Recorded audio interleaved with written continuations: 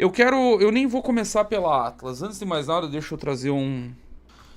Vamos lá, eu peguei, porque, volto, dados perenes, sem emoção, o que é, não o que eu gostaria que fosse. Pesquisa do dia 13/4/2018, Instituto Datafolha. Lula tinha 31%, Jair Bolsonaro tinha 15%, Marina Silva tinha 10%, Joaquim Barbosa, e aí vocês entendem a substituição feita lá no Democracia Cristã. Joaquim Barbosa tinha 8%, Geraldo Alckmin tinha 6% e Ciro Gomes tinha 5%. No cenário com Haddad tinha 2%. Bolsonaro ia 17%, ganhava 2 pontos, Marina subia 5%, ia 15%, Joaquim Barbosa ganhava 2%, ia 10%, Alckmin ganhava 3%, ia 9%, Ciro Gomes também subia 3%, ia a 8%. No mês seguinte, quem fez pesquisa foi o CNT-MDA. Tem um monte de outros institutos menores que fizeram. Eu escolhi 2 dos grandes que continuam aí até hoje por uma questão de credibilidade. Um mês depois, Lula oscilou na margem, 32,4%. Bolsonaro tinha 16,7%, também oscilando na margem, mas um pouquinho para cima. Marina cai, ela tinha 10% no Datafolha em abril, em meados de abril. Um mês depois ela tinha 7,6% no CNT-MDA. Ciro Gomes tinha 5,4%, basicamente a mesma coisa que ele tinha no Datafolha, e Alckmin 4%, 2 pontos a menos do que ele tinha no Datafolha. O Haddad estava com os mesmos 2,3% do mês anterior, tipo, o Haddad não oscilava enquanto o nome do Lula ainda estava disponível. Bolsonaro subia 2%, exatamente como no Datafolha. Marina dava um salto de 4 pontos, exatamente como no Datafolha. Ciro subia de 5,4 para 9% e Alckmin de 4 para 5,3. Notaram como o cenário é muito parecido com hoje em dia, com o que nós estamos vivenciando hoje? Eu tô para dizer para vocês que o Romeu Zema é o nosso Geraldo Alckmin, tá segurando ali os 4% na aposta do sistema político. O Ciro dessa eleição, paradoxalmente o que eu vou falar aqui, é paradoxal porque eu tô dizendo que não é efeito Ciro, é o Renan. Só que o Renan com viés de crescimento e com uma capacidade de sustentar uma campanha que o Ciro não tinha. O Renan, na real, é a mistura de um Ciro com Marina naquele cenário. O Lula é o candidato que vai sair nesse momento. O Lula da eleição se chama Flávio Bolsonaro. E aí nós vamos ver agora a evolução da Atlas. Então vocês vejam que o cenário está muito, muito parecido com 2018, que foi uma eleição que deu uma senhora zebra. Um candidato sem partido, sem aliança, sem TV, sem porra nenhuma, ganhou a eleição. Ganhou a eleição. E antes que apareça aqui uma galera falando que sempre termina nisso, eu já tô cansado, já falei isso aqui em outras lives, mas sempre termina na mesma coisa. E o Bolsonaro só ganhou por conta da facada. Gente, ele já era líder. No momento que ele tomou a facada, ele já era líder. Ele ganharia aquela eleição com facada ou sem facada. E eu fui convencido por um amigo meu, inclusive o cara que me ensinou a frase "os fatos são teimosos", que ele ganharia inclusive de Luiz Inácio Lula da Silva. E que foi uma senhora barberagem do general Eduardo Vilas Boas ter impedido no tuitaço a candidatura do Lula. Bolsonaro teria vencido aquele pleito até mesmo contra Luiz Inácio Lula da Silva. Ponto. Isso teria rolado. É isso que eu queria dizer pra vocês. O cenário tá muito, muito parecido com o dos 8. Vocês viram, os dados estruturais estão aí. Vamos à pesquisa Atlas e aí eu vou trazer alguns apontamentos pra vocês. Eu vou ter que ajustar isso aqui de novo. Pesquisa Atlas. Deixa eu pegar a data dela certinho aqui. Embargo de divulgação 19/5/2026, significa que ela só pode ser divulgada no dia 19/5/2026. Amostra, 5.032 entrevistas. Aí estão os dados estatísticos dela aqui no ladinho. 53,2 mulher, 46,8 homens, as idades, tudo certinho aqui, renda familiar, região, tudo bonitinho. Aprovação. A desaprovação do Lula continua com 4 pontos superior, 47,4 aprovam, 51,3 desaprovam. O gap é muito maior na avaliação, 48,4 de ruim e péssimo, apenas 42,9 de ótimo e bom. E aqui eu vou ter que fazer um outro comentário que hoje eu fui rever dados e aí eu trabalho com dado. Não adianta a gente querer que... Eu rio muito quando eu vejo analistas dos mais variados matizes querendo que os dados se dobrem à sua tese. Os dados são soberanos. Deveriam ser, pelo menos. Note que o ótimo e bom está em 43%. Só que eu vou chegar num ponto aqui, vamos pular tudo isso aqui. Repetição hipotética de cenário de 2022. Eu quero ir já para o primeiro cenário aqui com Lula. Cenário do primeiro turno com Lula. O Lula faz 47%. Nota, ele tem 43% de ótimo e bom e ele faz 47%. É um gapzinho de 4 pontos dentro da margem de erro, se a gente forçar, que é de 2% nessa pesquisa. Só que certamente ele está fazendo voto de regular aqui também. Ele não está fazendo só voto de ótimo e bom. O que eu quero chamar atenção aqui nesses 47%? Deixa eu trazer um número aqui para vocês. É esse aqui. Eleição presidencial de 2022, resultado do primeiro turno de 2022. Lula, 48,43%. Jair Bolsonaro, 43,20%. Por muito tempo, desde o começo do ano, eu tô achando esse número do Lula na Atlas discrepante com os outros institutos e cheguei a falar isso em lives aqui. Cheguei a comentar que eu considerava que a Atlas estava sobrevalorizando o Lula. De fato, não estava. O que a Atlas está captando é que o eleitor do Lula segue votando nele. O eleitor lulista segue fechado com o Lula. Ele não perdeu eleitores. Quando eu vejo aqui Flávio Bolsonaro com 34,3% e o pai dele fez 43,20%, um gap de 10 pontos, o que isso me diz? No Flávio escorreu o eleitor que estava indo para ele do pai dele. E nós já vamos ver uma comparação com o mês passado. Eu já vou trazer os números aqui para vocês. Eu já vou até abrir aqui para eu estar com os dados na mão.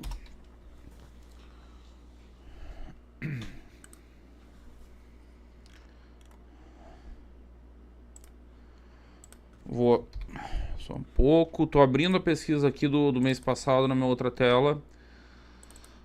Pra gente... Aí a gente vai comentando aqui. Você entende que o problema tá com o Flávio. Renan Santos chegou a 6,9%. Romeu Zema tem 5,2%. Ronaldo Caiado desapareceu de vez. Augusto Cury não existe. Aldo Rebelo, coitado, depois de sofrer um golpe da democracia cristã, desapareceu de vez. O Aldo que não vinha bem em nenhuma pesquisa. Esse é o número do cenário principal. Eu separei dois aqui para nossa análise de hoje, que é esse cenário principal, e aí a gente vai comparar ele. Deixa eu adicionar um outro aqui com o mês passado, o mesmo cenário mês passado. Vocês vão ver que o Lula não mexeu nada. Quem mexeu foi o Flávio. Já está na tela a Atlas do mês passado. Deixa eu ajustar isso aqui.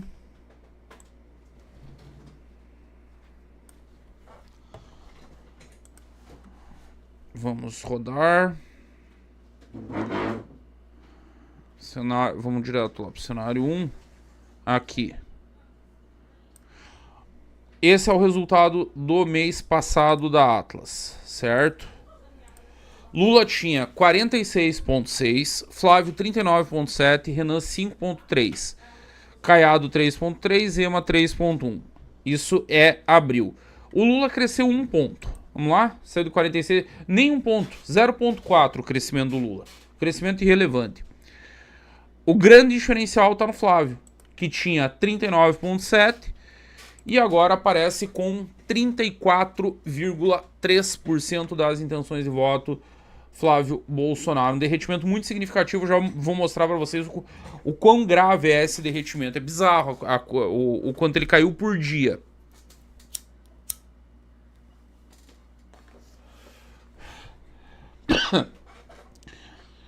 O Renan no mês passado tinha 5.3, agora ele tem 6.9. Zema tinha 3.1 e agora ele tem 5.2. Caiado segue onde sempre teve, Cury e Aldo seguem onde sempre estiveram. O Augusto Cury derreteu, né? Ele tinha 1.1, chegou a pontuar, agora tem 0.4, desapareceu o Augusto Cury. Vamos voltar aqui para desse mês, que eu quero descer para o cenário com o Haddad. Eu selecionei esses dois cenários. Que diabo é? Aqui. Isso. Esse é o cenário com Lula. Vamos pular tudo aqui. Aqui. Cenário do primeiro turno com Fernando Haddad. Vamos lá. No cenário com Fernando Haddad. Fernando Haddad faz 36,7. Abriu em relação ao Flávio Bolsonaro, que fica com 32,8. Renan Santos vai para 8,7. Roçando já os 10%. Zema não cresce nada, 5,5. E Caiado faz 3,4. Vamos comparar esse cenário com o do mês passado. Deixa eu colocar a Atlas de abril aqui. E vamos para o cenário lá do Haddad. Aqui. Tá na tela o cenário com o Haddad. O Haddad tinha 40,5 no mês passado contra 39,2. O Renan tinha 5,8. Agora o Haddad tem 36,7. O Haddad caiu, gente. O Haddad caiu. Tá todo mundo tão focado no Flávio que não viram que o Haddad caiu para além da margem de erro. 36,7. Quase 4 pontos. Vocês sabem o que isso significa, né? Isso significa que a tal da polarização se retroalimenta. Se um se enfraquece, o outro se enfraquece também. É isso que isso representa.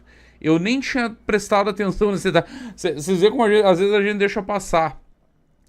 Atlas abriu, Haddad 40,5. 4 pontos, 3,9.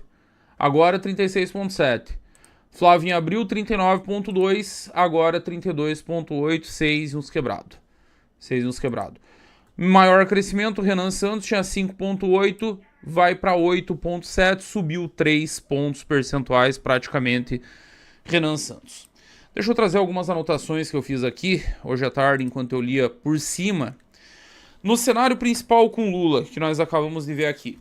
No cenário principal com Lula, o ritmo de crescimento do Renan Santos é de 0,08% por dia. Foram 20 dias entre a pesquisa anterior da Atlas e essa que conhecemos hoje. Por conta do escândalo, eles anteciparam aí a pesquisa. Deve ter outra ainda esse mês, para eles manterem a periodicidade.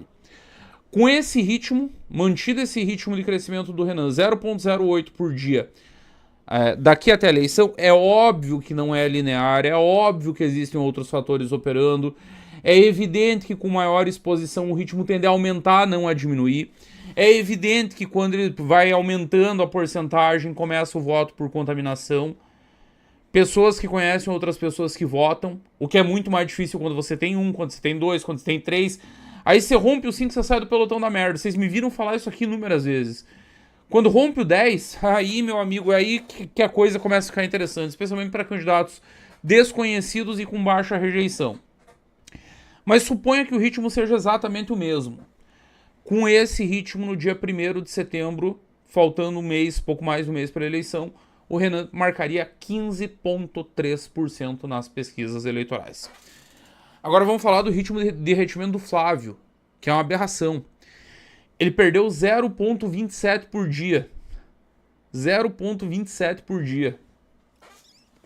Nesse ritmo, que obviamente não será mantido, é evidente, o Flávio chegaria na eleição com 11,35%. 11,35%. Deixaria de existir. Virtualmente deixaria de existir. No cenário com Haddad, o ritmo de crescimento do Renan quase dobra. Ele sai do 0,08 para 0,14% ao dia. Com esse ritmo, o Renan bateria 23,4% no dia 1º de setembro desse ano, faltando pouco mais de um mês para a eleição. E eu não havia calculado o cenário com Haddad. Eu vou até fazer essa conta aqui, galera. Agora eu me obrigo a fazer essa conta. Porque se o Renan tá com 23,4, deixa eu ver o Haddad aqui. Deixa eu botar na tela, vou fazer a conta aqui com vocês, que eu não tinha me dado conta. Conforme eu falei, eu não tinha me dado conta que o Haddad também perdeu. Calculadora aberta aqui no PC, 40,5 menos 36,7 dividido por 20. 0,19 por dia o Haddad perdeu. Agora eu vou fazer a projeção. Só um pouquinho. Vou pegar aqui meu bot de contas eleitorais.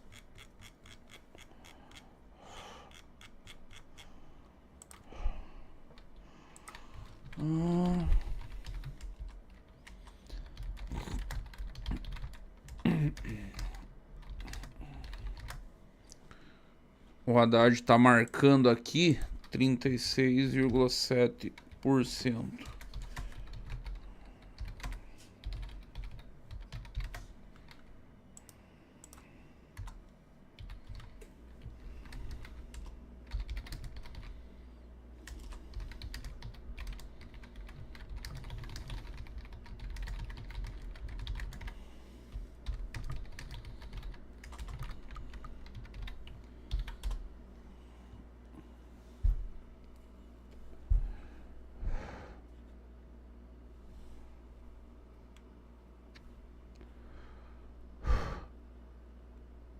No cenário atual, isso é informação, tá? No cenário atual, Renan Santos seria o líder da corrida presidencial no dia 1º de setembro. O Haddad estaria mantido o ritmo de perda de 0,19 ao dia. O Haddad chegaria no dia 1º de setembro com, só confirmar, 16,75. Agora vamos voltar aqui para análise. Já vimos a matemática simples, projeções lineares simples, agora vamos voltar para a política. O PT não vai cair de 25%, como provavelmente o bolsonarismo não vai cair de 20%. O Flávio não derreteu tudo que tinha para derreter. Eu tô partindo de uma lógica que os dois têm de modo absolutamente consolidado, que não vai se mexer, que é um eleitor ideológico comprometido, que não troca por absolutamente nada. O petismo 25 e o bolsonarismo algo como 20. O que aconteceu na eleição de 2022 e em alguma medida na eleição de 2018? Ao se aproximar o pleito, o eleitor começa a fazer conta de viabilidade. O eleitor em 22, mais do que em qualquer outra eleição desde a redemocratização do Brasil, ele na prática fez um segundo turno no primeiro. E não à toa, por muito pouco a eleição não foi resolvida no primeiro turno. Note, o Lula deixou de vencer a eleição por 1,6%. Faltou 1,6% para o Lula vencer a eleição no primeiro turno. Foi conta de aproximação. Conta de aproximação. A pergunta é, num cenário com Flávio enfraquecido, num cenário em que o PT troca o candidato e vai trocar, eu já falei aqui milhões de vezes, não vou explicar pela milionésima vez que existem razões estruturais, que é a idade do Lula, que o PT precisa projetar novas lideranças, que o próximo quadriênio vai ser um inferno para qualquer presidente que assumir que a situação fiscal do Brasil é uma bosta, que a situação externa é uma bosta, tem bomba fiscal para estourar, tem pacotaço aí que o governo vai soltar na eleição que vai piorar mais ainda a situação. Por tudo isso, não é o Lula o presidente. O Lula tá com 80 anos de idade, vai curtir os últimos anos que lhe restam do modo como possa. Com tudo isso, nós vamos ter o fenômeno de novo?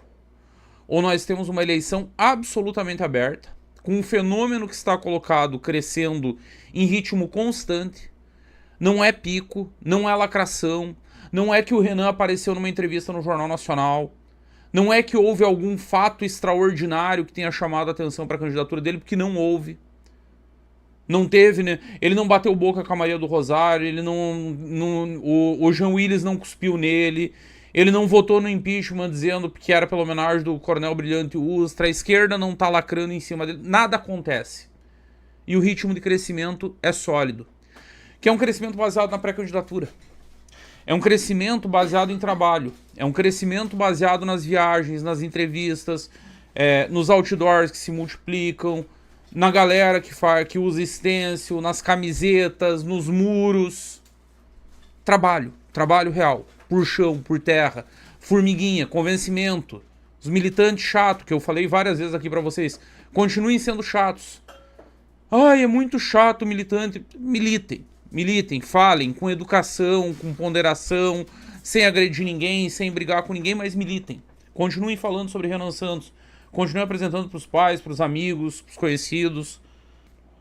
Meu amigo, quando romper 10%, quando a grande imprensa começar a falar, quando todo mundo prestar atenção de verdade, e vejam, tudo isso nós passamos com trade Tarcísio, com trade Zema, com trade Ratinho, com trade Caiado, com a imprensa se ocupando disso, com o Canal Livre fazendo um Canal Livre inteiro, com os 3 presidenciáveis do PSD, com cobertura exaustiva da grande mídia, e nada de Renan Santos, e nada. Uma candidatura que, como se não existisse, 8,7 contra o Haddad, 6,9 contra o Lula. Tem jogo, tem muito jogo, a curva é muito boa, o momento é muito bom, as coisas estão encaixando. Não parar, não precipitar, não retroceder, quem dura mais vence, como diria o professor Olavo de Carvalho. Não poderíamos ter um momento melhor dia 19 de maio. Se vocês me falassem em dezembro que ia chegar em 19 de maio desse jeito, eu não ia acreditar, eu ia dizer, parem de delirar, calma.